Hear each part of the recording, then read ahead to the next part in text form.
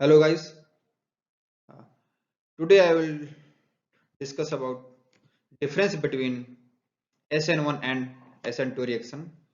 So let's start. आज का जो टॉपिक है वो है कि SN1 एंड SN2 रिएक्शन में क्या अंतर है, डिफरेंस क्या है। ठीक है, तो जैसे कि यहाँ पर मैंने कुछ पॉइंट नोट किए हुआ है। Property SN1 SN2 reaction. जो पहला पॉइंट है SN1 SN2 का फुल फॉर्म, स्टैंड फॉर्म, मतलब SN1 का फुल फॉर्म क्या है एंड SN2 का फुल फॉर्म, इसका स्टैंड क्या है, स्टैंड फॉर SN1 के लिए क्या है। ठीक है, तो SN1 को हम बोलते हैं unimolecular nucleophilic substitution reaction and SN2 को बोलते हैं बाईमॉलिक्यूलर न्यूक्लियोफिलिक सब्स्टिट्यूशन रिएक्शन। तो ये हो गया stand for SN1 and stand for SN2। ठीक, देन रेट इक्वेशन या बोल सकते हैं रेट लॉ, रेट लॉ अथवा रेट इक्वेशन। तो रेट इक्वेशन के लिए rate of the reaction equal to K concentration of substrate. मतलब सिंपल क्या है SN1 रिएक्शन के लिए कि रेट ऑफ द रिएक्शन, जो रेट ऑफ द रिएक्शन है वो किस पर डिपेंड करता है, कंसंट्रेशन ऑफ सबस्ट्रेट। मतलब कि जो रिएक्टेंट है, जो भी यूज करेंगे सबस्ट्रेट, उसी का जो कंसंट्रेट होगा, उसी का जो कंसंट्रेशन है, ठीक है, उसी पर डिपेंड करेगा। किस रिएक्शन में, SN2 रिएक्शन में, कि rate of the reaction depend upon concentration of substrate. ठीक है, तो इसीलिए इसको बोला जाता है यूनिमॉलिक्यूलर सबस्ट्रेट। यूनिमॉलिक्यूलर मतलब सबस्ट्रेट ओनली, यूनिमॉलिक्यूलर मतलब क्या, सबस्ट्रेट वन, एक ही मॉलिक्यूल है, यहाँ पर सबस्ट्रेट के लिए ही डिपेंड कर रहा है। जो रेट ऑफ द रिएक्शन किसके लिए है, ओनली सबस्ट्रेट के लिए है। सबस्ट्रेट मतलब एक सिंगल मॉलिक्यूल है, तो सिंगल मॉलिक्यूल इसलिए बोलते हैं यूनिमॉलिक्यूलर। ठीक, ठीक इस तरह से यहाँ पर SN2 रिएक्शन के लिए है कि R equal to K concentration of substrate into concentration of nucleophile. तो यहाँ पर दोनों के लिए जो रेट ऑफ द रिएक्शन होगा SN2 के लिए depend upon concentration of substrate and concentration of nucleophile. कि यहां पर सबस्ट्रेट का भी कंसंट्रेशन देखा जाएगा और न्यूक्लियोफाइल का भी कंसंट्रेशन देखा जाएगा। यहां पर मल्टीप्लाई है सबस्ट्रेट इनटू न्यूक्लियोफाइल, दोनों का कंसंट्रेशन यहां पर हमें देखना पड़ेगा, depend upon the concentration of substrate and nucleophile. तो यहां पर दो मॉलिक्यूल हो गया, पहला मॉलिक्यूल सबस्ट्रेट है और दूसरा मॉलिक्यूल न्यूक्लियोफाइल है, इसलिए बोलते हैं by molecular. By means two molecule, by molecular बोलते हैं ना, by molecular nucleophilic substitution reaction. Bracket में मैंने डाल रखा है क्या, सबस्ट्रेट एंड न्यूक्लियोफाइल। मतलब कि जो इसका रेट इक्वेशन है, ठीक है, rate law depend upon substrate and nucleophile. ये देन स्टेप्स, स्टेप्स की बात करें SN1 रिएक्शन में, SN1 reaction to step mechanism है। इसके लिए दो स्टेप होते हैं, पहला स्टेप और सेकंड स्टेप। जबकि SN2 रिएक्शन के लिए ओनली वन स्टेप मैकेनिज्म है। SN2 रिएक्शन एक स्टेप में कंप्लीट हो जाता है। ठीक है, this is only one step mechanism. Big barrier, big barrier क्या है, बिग बैरियर यहां पर है कार्बोकैटायन इंटरमीडिएट। मतलब कि SN1 रिएक्शन में फॉर्मेशन ऑफ कार्बोकैटायन इंटरमीडिएट। ठीक, अब कार्बोकैटायन है तो बिग बैरियर के फॉर्म में क्या हम देखते हैं यहाँ पर, स्टेबिलिटी ऑफ कार्बोकैटायन, कि कार्बोकैटायन की स्टेबिलिटी है या नहीं, कौन सी कार्बोकैटायन की स्टेबिलिटी ज्यादा होती है ना। तो कार्बोकैटायन की स्टेबिलिटी यहाँ पर देखा जाता है। ठीक है, बिग बैरियर के फॉर्म में यदि चॉइस मिल रहा है हमें primary carbocation, secondary carbocation, tertiary carbocation, तो which one is more stable, इसमें से कौन सा ज्यादा स्टेबल होगा। ठीक ठीक इस तरह से SN2 रिएक्शन में ट्रांजिशन स्टेट, मतलब कि SN2 रिएक्शन में ट्रांजिशन स्टेट का फॉर्मेशन होता है। और ब्रैकेट में लिखा है गया है, क्या लिख दिया हूं मैं, स्टेरिक हिंड्रेंस। स्टेरिक हिंड्रेंस का मतलब ये है, यह एक बिग बैरियर है SN2 रिएक्शन के लिए। स्टेरिक हिंड्रेंस कि जब स्टेरिक हिंड्रेंस मतलब कि यदि जो कार्बन है, जिस कार्बन में रिएक्शन हो रहा है, जिस कार्बन में रिएक्शन होगा, उस कार्बन वो स्मॉल, मतलब उसके आसपास कोई ग्रुप लगा हुआ है, जो ग्रुप भी है वो बल्कि ग्रुप है, मतलब बड़े ग्रुप है, स्मॉल ग्रुप है, लार्ज ग्रुप है, कौन सा ग्रुप है वो, ठीक है, वो हमें देखना पड़ता है कि जिस कार्बन में रिएक्शन हमें कराना है, उस कार्बन का जो स्पेस है, ठीक है, चारों तरफ जो भी बॉन्ड उससे जुड़े हुए हैं, उसके कार्बन के पास जो भी ग्रुप है, वो छोटा ग्रुप है कि बड़ा ग्रुप है। यदि बड़ा ग्रुप है तो क्या है, यहां पर स्टेरिक हिंड्रेंस क्रिएट हो रहा है। यदि बड़ा ग्रुप लगा है तो क्या होगा, स्टेरिक हिंड्रेंस वहां पर लगेगा। ठीक है, ये मेन फैक्टर है SN2 रिएक्शन के लिए, स्टेरिक हिंड्रेंस। जबकि SN1 रिएक्शन में stability of carbocation big barrier है यहां पर। ठीक है, अब रिएक्टिविटी की बात करें हम, तो रिएक्टिविटी किसकी चीज की रिएक्टिविटी, यहां पर रिएक्टिविटी ऑफ एल्किल हैलाइड, हम एल्किल हैलाइड की रिएक्टिविटी बात करेंगे। ठीक है, कि एल्किल हैलाइड यदि है तो उसकी रिएक्टिविटी क्या है, किस ऑर्डर में रहेगा। तो जैसे जो एल्किल हैलाइड होता है, टर्सरी एल्किल हैलाइड होता है, सेकेंडरी एल्किल हैलाइड होता है, और प्राइमरी एल्किल हैलाइड होता है। तो इन तीनों हैलाइड्स में, ठीक है, तीनों हैलाइड्स में विच वन इज मोर रिएक्टिव, तो टर्सरी एल्किल हैलाइड सबसे ज्यादा रिएक्टिव होता है। वो क्यों, क्योंकि जब टर्सरी हैलाइड है तो उस कार्बन, जिस कार्बन में रिएक्शन होना है, उस कार्बन से जो लिविंग ग्रुप हैलाइड ग्रुप है वो पहले निकलता है। पहले स्टेप में क्या होता है, पहला स्टेप में ये होता है कि जो लिविंग ग्रुप है वो वहां से निकलता है। निकलने के बाद उस कार्बन में प्लस चार्ज डेवलप होता है। प्लस चार्ज मतलब कि कार्बोकेटाइन का फॉर्मेशन होता है वहां पर।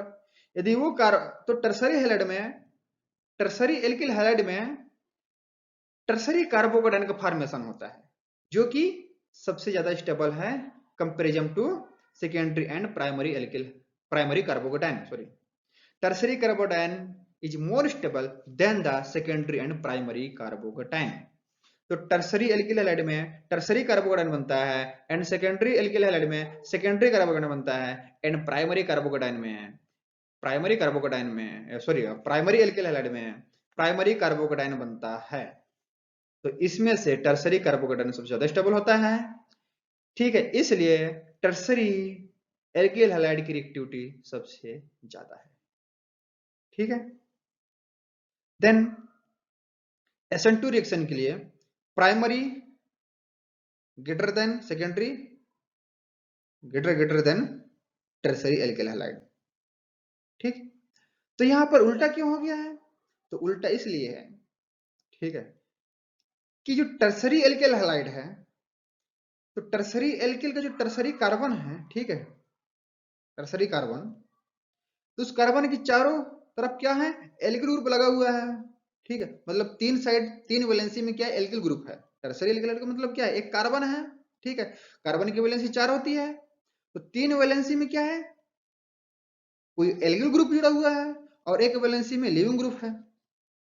तो यहां पर इसके पास स्टेरिक हिंड्रेंस ज्यादा है, यानी कि यहां पर स्टेरिक हिंड्रेंस होगा। तो जो न्यूक्लियोफाइल अप्रोच करेगा, न्यूक्लियोफाइल अटैक करेगा, तो अटैक होने में बैरियर क्रिएट होता है, मतलब अच्छे तरीके से, मतलब जितना, मतलब उसको इस न्यूक्लियोफाइल को अटैक करने के लिए, न्यूक्लियोफाइल अटैक जब करता है तो उसको स्पेस नहीं मिलता। जिस कार्बन में रिएक्शन कराना है उस कार्बन में हमें स्पेस चाहिए, वो स्पेस हमें नहीं मिलता। ठीक, किसमें, टर्सरी एल्किल हैलाइड में जितना हमें स्पेस चाहिए उतना स्पेस हमें नहीं मिल पाता, इसलिए रिएक्टिविटी इसकी कम होती है। जबकि प्राइमरी एल्किल हैलाइड में जिस कार्बन में रिएक्शन कराना है, उस कार्बन में स्पेस ज्यादा होता है, उस कार्बन में स्पेस ज्यादा रहेगा, ठीक, उस कार्बन की चारों तरफ जो स्पेस है ज्यादा रहेगा, क्योंकि वहां पर उस कार्बन में एक ही एल्किल ग्रुप है और एक हैलाइड ग्रुप लगा हुआ है। तो एक ही एल्किल ग्रुप है, ठीक है, तो वहां पर स्पेस ज्यादा रहेगा, ठीक है। सेकेंडरी में उससे कम स्पेस, टर्सरी में उससे भी कम स्पेस, ठीक है। तो टर्सरी एल्किल रिएक्टिविटी सबसे कम होती है than the secondary and primary, और प्राइमरी की सबसे ज्यादा रिएक्टिविटी होती है, ठीक।